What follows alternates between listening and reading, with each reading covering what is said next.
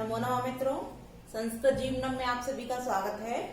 तो जैसा कि मित्रों हम लोग अपने व्याकरण की कक्षा में संधि प्रकरण का अध्ययन कर रहे हैं और जिसके अंतर्गत हम लोग अच संधि का अध्ययन कर रहे हैं और अच संधि के अंतर्गत हम लोगों ने अपनी यड़ संधि का अध्ययन समाप्त कर लिया है और उसके पश्चात जो हमारी संधि आती है, अर्थात क्योंकि हम लोग लघु सिद्धांत कौमुदी के अनुसार अध्ययन कर रहे हैं हमारी संधि प्रकरण का, तो उसमें जो सूत्र क्रम से आ रहे हैं उन सभी सूत्रों का अध्ययन हम लोग कर रहे हैं।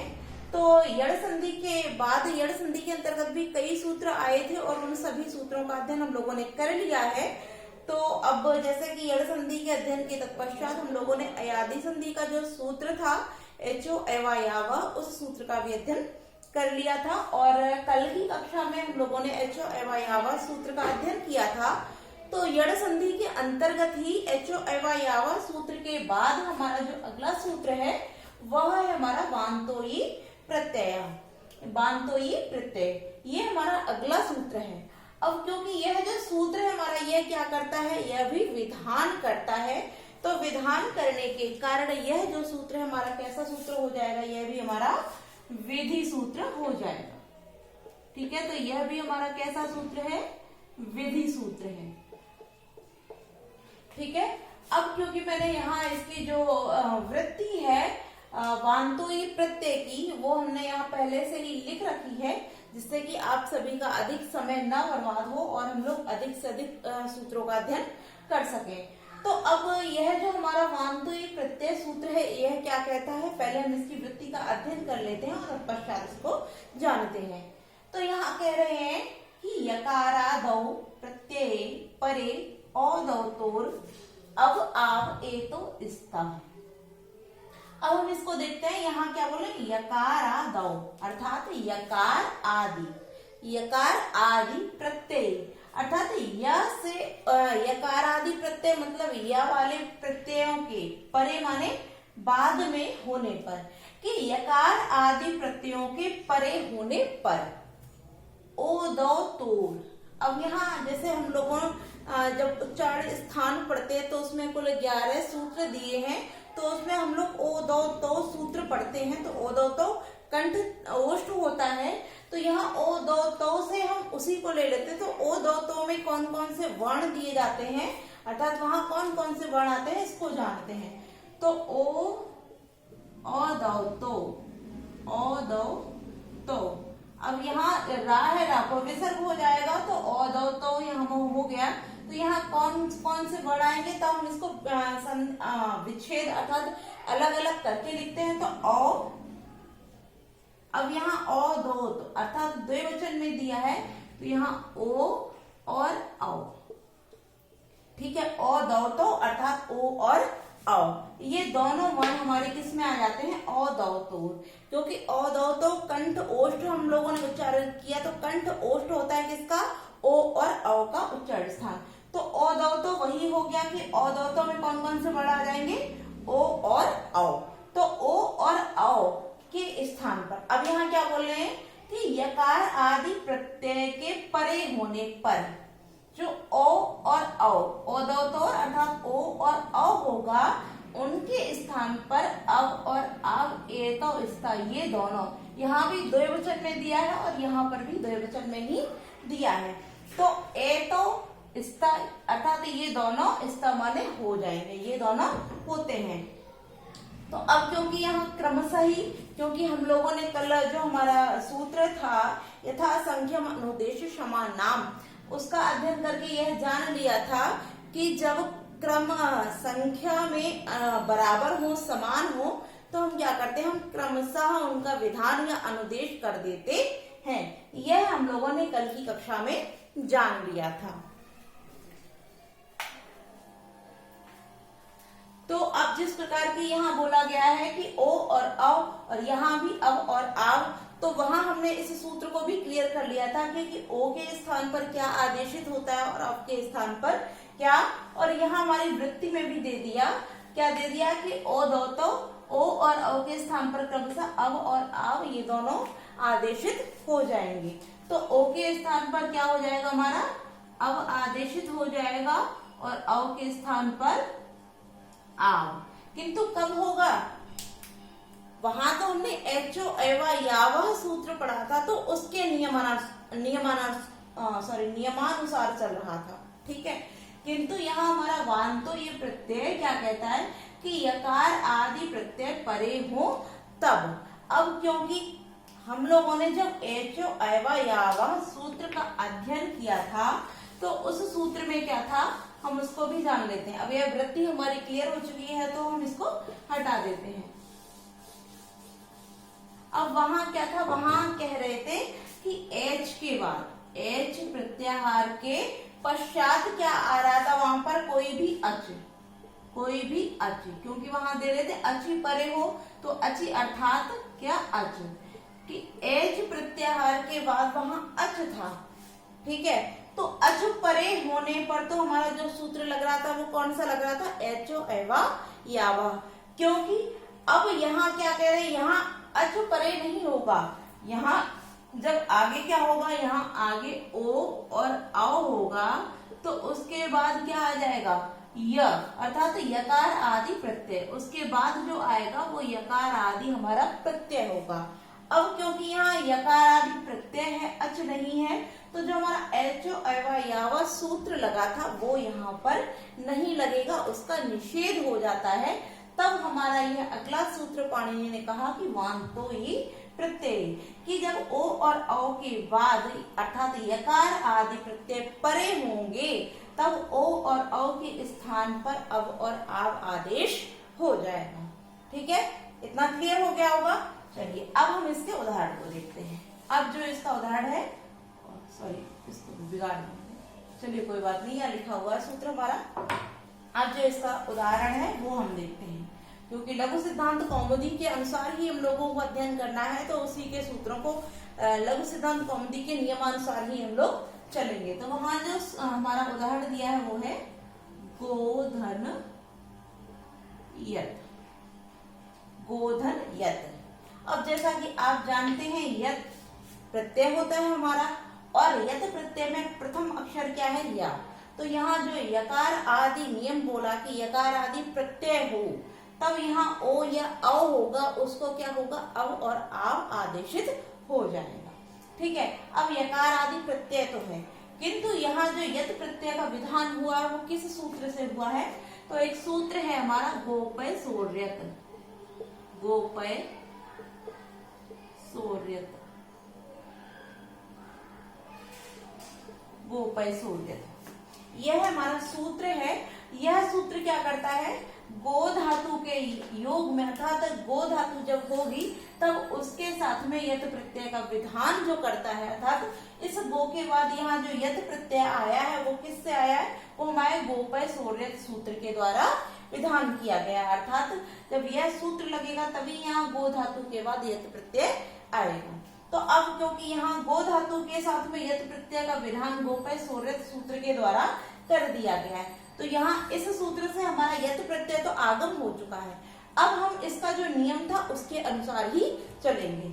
अब यहाँ क्या बोला गया था कि हम इसको पहले भिन्न भिन्न करते हैं, क्योंकि संधि करने का नियम ही यही होता है। ऐसा नहीं कि हमने गोधन यत लिखा और हम सीधा सीधा इसको लिख देंगे गव्यम, कि हमारा गव्यम बन गया। इस प्रकार से यदि आप संधि करते, जैसे कोई भी इसके अलावा भी हम कई अन्य दूसरा उदाहरण देते हैं, जैसे यदा धन अपि हमने लिखा यहाँ पर, और यदि आप लिख देते हैं सीधे सीधे यद्यपि, यहाँ आपने लिख दिया यद्यपि, तो यह हम जानते तो हैं कि यदा धन अपि यद्यपि बनता है, किंतु जब संधि करते हैं तो नियम यह नहीं होता है कि आप उसको सीधे सीधे से संधि कर दें। परीक्षाओं की बात अलग होती है, वहां तो हमारे पास अधिक समय नहीं होता है, किंतु यदि आप घर पे बैठकर अभ्यास कर रहे हैं तो आप इस प्रकार से संधि कभी मत कीजिए। आप जब भी संधि करें तो जो हमारा नियम होता है इसको आप तोड़िए। यहाँ से हमने क्या निकाला, अ निकाला, और उसके बाद में सॉरी यदि धन अपि था, यहाँ यदि धन अपि, यदि धन अपि, तो अब यहाँ आप निकालिए ई और उसके बाद में यहाँ अप लिखिए, और उसके बाद में आपका जो नियम है जिसके अनुसार यह बनता है, आप इस प्रकार से यदि संधि करते हैं तो आपकी संधियां भी कभी गलत नहीं होंगी और आपका जो ज्ञान है वो दीर्घ समय तक स्थायी रहेगा। तो जो संधि करने का नियम है वह तो यही है कि आप एक एक शब्द को भिन्न भिन्न करके तब संधि कीजिए। अब यहाँ हमने अभी लिखा था यदा धन अपि, और वह हमारा गलत था, यद्यपि कब बनेगा, यदि धन अपि होकर के, ठीक है। तो जब हमने इसको भिन्न किया तभी हमको ज्ञात हुआ कि यहाँ जो लिखा हुआ था वो गलत। तो इस प्रकार से यदि आप पढ़े रहेंगे तो आपकी जो आपका जो ज्ञान होगा वह भी स्थायी होगा और आप उसको कभी भूलेंगे भी नहीं और आपकी संधि में कभी कोई त्रुटि भी नहीं होगी। तो अब इसी प्रकार से हम इसको क्या करते हैं, हमने गा से क्या निकाला, क्योंकि गा में ओ दिया है तो हमने गा से किसको अलग किया, ओ को यहाँ भिन्न कर लिया। अब यहाँ जब हम ओ को भिन्न कर देंगे और इसके बाद हमारा यत प्रत्यय यहाँ लिखा हुआ है। अब यहाँ वांतो ये प्रत्यय ने क्या कहा था, इस सूत्र ने कहा था कि जब यकार आदि प्रत्यय परे हो तब ओ और अव, वांत का तात्पर्य होता है जिसके व अंत में हो, अर्थात ओ और अव के स्थान पर ही अव और आव आदेशित होता है। तो वा किसके जो आदेशित होगा किसके अंत में होगा, तो ओ और अव से जो होगा उसी के अंत में क्या होगा, वह आदेशित होगा। तो इसीलिए ओ के स्थान पर क्या आदेशित हो जाएगा, हमारा अव। ओ के स्थान पर हमारा अव आदेशित हो जाता है, ठीक है।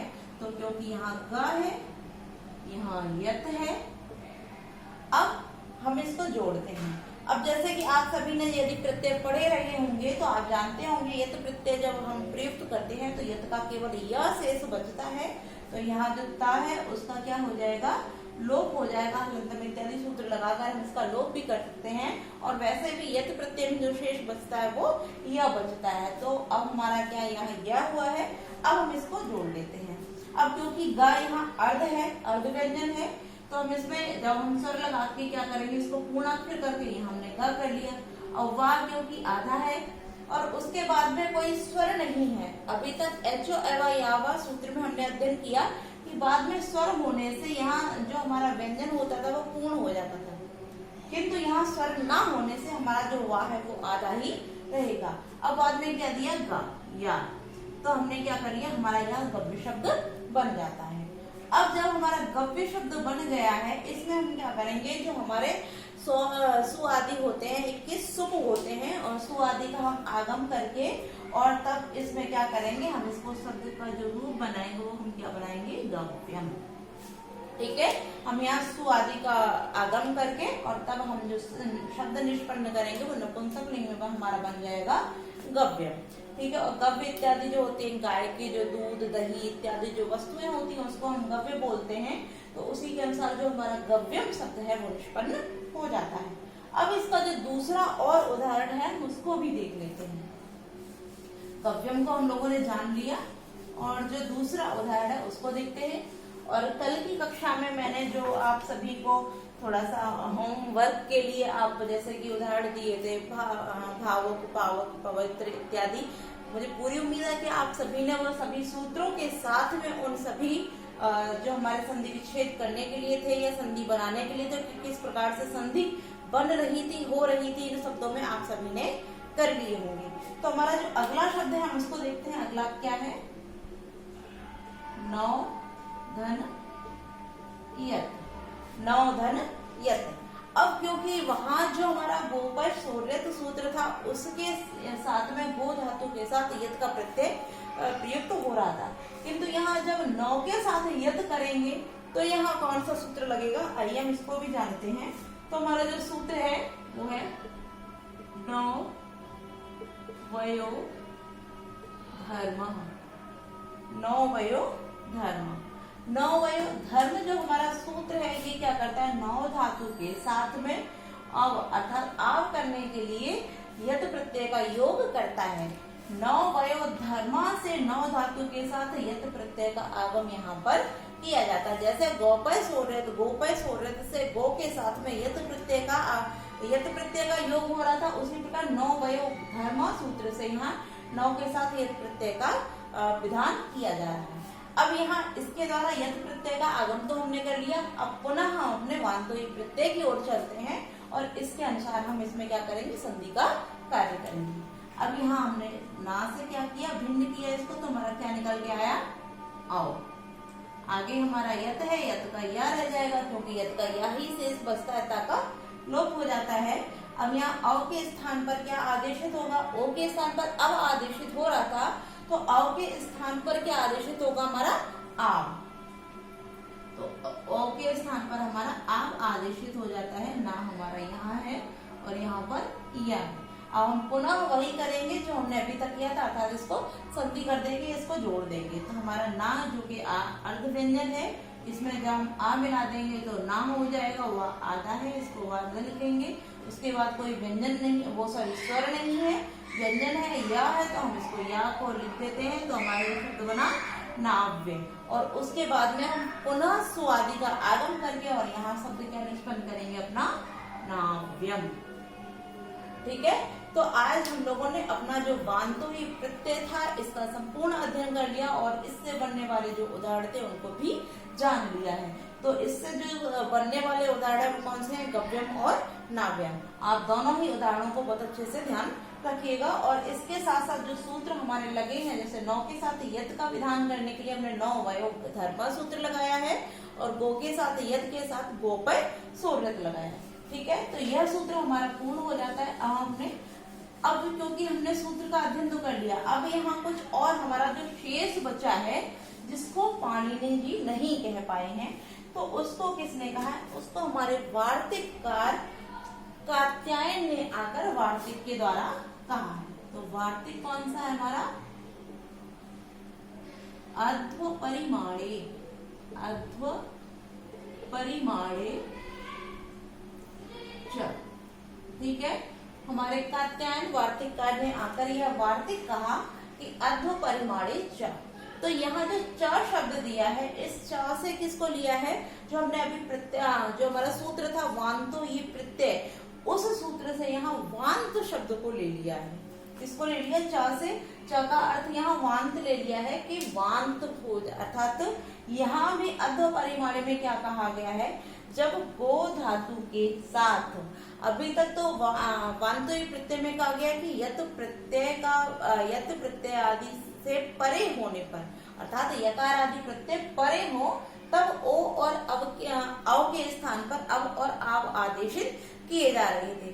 किंतु गो धातु के साथ जब युति शब्द लगेगा, युति, अब क्योंकि युति जो है वो क्या है, यकार तो है किंतु प्रत्यय नहीं है, और प्रत्यय न होने से यहाँ वांतोई प्रत्यय सूत्र लागू नहीं होता है। तब हमारे वार्तिककार ने आकर कहा कि अध्व परिमाणे च, अर्थात वांत के अर्थ में, यानी कि ओ हो और ओ के बाद में युति शब्द हो, किंतु किस अर्थ में हो, अध्व माने होता है मार्ग और परिमाण माने होता है माप। ठीक है, अध्व माने मार्ग और परिमाण माने माप, कि जब मार्ग को मार्ग की माप इत्यादि के लिए जब हम कोई शब्द कहेंगे, अर्थात वांत को कहा जाता है, किंतु कब, युति शब्द जो हमने प्रयुक्त किया है जब मार्गवाची हो और परिमाण के साथ हो, यानी कि मार्ग को मापने वाले शब्द जब निष्पन्न होंगे, तो गोधन युति के साथ भी क्या हो जाएगा, जो नियम वांतोई प्रत्यय में लग रहा था वही नियम यहाँ भी हो जाएगा।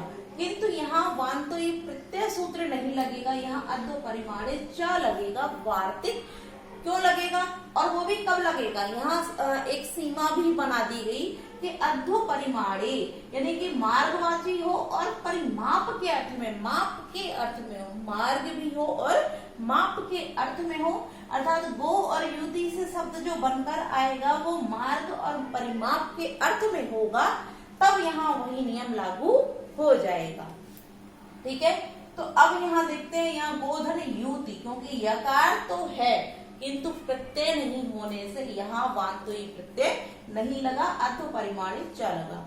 आपसे बार बार इस चीज को अवश्य बार बार इसलिए बोल रही हूँ क्योंकि आप लोग याद रखिएगा। आप यहाँ यह देखें और यकार आदि को देख करके, जैसे हमने अभी वान्तोई प्रत्यय पढ़ा कि आपने देखा कि यकार आदि प्रत्यय परे होने पर तो आप यहाँ या देखें और उसमें वान्तोई प्रत्यय लगा दें। तो यदि आप ये वान्तोई प्रत्यय इसके गोधन युति से जो गव्युति शब्द हमारा निष्पन्न होगा उसके निष्पन्न होने में यदि आप वान्तोई प्रत्यय सूत्र लगाते हैं, यदि आपसे प्रश्न पूछा जाता है कि इसमें संधि किस सूत्र से हुई हो और वहां आपको वान्तोई प्रत्यय भी मिलता है, अधोपरिमाणित च भी मिलता है, एचो एवं यावव मिलता है, तब आप यदि वान्तोई प्रत्यय लगाते हैं तो आपका गलत हो जाएगा। इसलिए मैं बार बार इस चीज को बोल रही हूँ कि आप यह देख कर यहाँ वान्तोई प्रत्यय न लगाएं, क्योंकि युति शब्द जो है वो कोई प्रत्यय नहीं है। ठीक है, अब हम आगे देखते हैं। अब इसको जब करेंगे तो क्या हो जाएगा, हमारा गा से हमने क्या निकाला, हमारा ओ निकल के आ जाएगा। यहाँ हमारा क्या है, युति शब्द है। अब ओ को क्या हमने आदेशित किया, अब आदेशित करेंगे, यहाँ हमारा गा है और यहाँ हमारा युति शब्द है। ठीक है, अब हम इसको क्या करेंगे, अब इसको पुनः जोड़ देंगे। जब हम इसको जोड़ देंगे तो हमारा शब्द क्या बन जाएगा, गव्युति। ठीक है, हमारा जो शब्द निष्पन्न हुआ वो क्या हो गया, हमारा गव्युति शब्द। ठीक है, आप यहाँ विसर्ग लगा देते हैं, यहाँ हमारा गव्युति शब्द बन जाता है। अब इस गव्युति शब्द का अर्थ क्या होता है, क्योंकि हमारा यहाँ जो सूत्र वार्तिक है वो क्या कह रहा है कि मार्गवाची और परिमाप के अर्थ में, मार्ग परिमाप के अर्थ में होगा तभी यहाँ पर ये वार्तिक लागू होगा। तो यहाँ गव्युति शब्द जो होता है इसका अर्थ होता है दो कोस। इसका जो अर्थ होता है वो क्या होता है, दो कोस। ठीक है, अब दो कोस क्या है, दो कोस, दो हो गई माप और कोस हो गया मार्ग। तो दो कोस माप होने के कारण, मार्गवाची माप होने के कारण जो हमारा अधोपरिमाणित च वार्तिक था उसने जो नियम कहा था वो नियम यहाँ पूरी तरीके से लागू हो रहा है। गव्युति माने होता है दो कोस और इस दो कोस के कारण ही युति के योग में क्या था, हमारा यह नियम लागू हो जाता है। ठीक है, तो हम लोगों ने इस संपूर्ण वार्तिक का अध्ययन भी कर लिया है। तो आज हमारी अयादि संधि यहाँ समाप्त होती है और अब हम क्या करते हैं, अब इसके बाद जो हमारी अगली संधि है कौन सी है, वो गुण संधि है, तो उसका आरंभ करते हैं। अगली हमारी जो है वो क्या है, गुण संधि। तो गुण संधि में जो मतलब इस अधोपरिमाणित वार्तिक के बाद हमारा जो लघु सिद्धांत कौमुदी में अगला सूत्र है वो गुण संधि के अनुसार ही है। वो कौन सा, हमारा अदेन गुणा।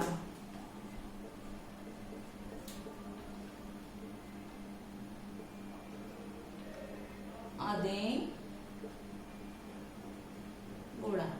ठीक है, अब क्योंकि वैसे तो हम ये चाह रहे थे कि आज ही हम अपनी गुण संधि का आरंभ करें और यह जो सूत्र है इसका अध्ययन आरंभ करें, किंतु इसका जो अध्ययन है वो काफी लंबा चलेगा, तब यह सूत्र हमारा क्लियर हो पाएगा। तो इसलिए कल की कक्षा में हम इसका अध्ययन करेंगे। तो आज के लिए हम इतना ही रखते हैं और आप सभी जिस प्रकार से व्याकरण का अध्ययन कर रहे हैं, मुझे पूरी उम्मीद है कि आप सभी को वीडियो बहुत अच्छी लग रही होगी, पसंद आ रही होगी। तो आप लोग वीडियो को लाइक अवश्य करें। नमो नमः।